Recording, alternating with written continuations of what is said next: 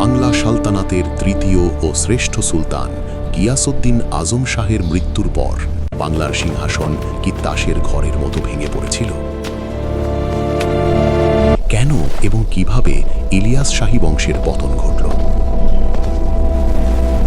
1410 সালে আজম শাহের মৃত্যুর পর তার ছেলে হামজা শাহ ক্ষমতায় বসেন।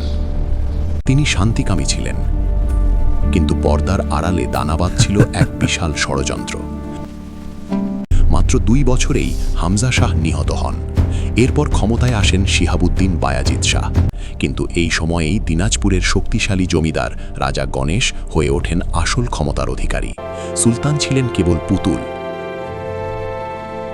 1414 সালে বায়াজিদ শাহের মৃত্যুর পর তার ছেলে ফিরোজ শাহ সিংহাসনে বসেন, কিন্তু রাজা গণেশ আর অপেক্ষা করতে রাজি ছিলেন না।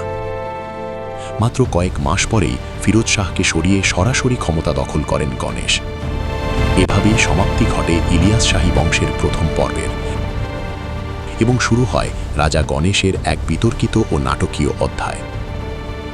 এই একই সময়ে জৈনপুর সালতানাতের উত্থান হয়, যার সুলতান ছিলেন ইব্রাহিম শর্কি, যেটা ছিল গণেশের জন্য হুমকি। জানতে চোখ রাখুন।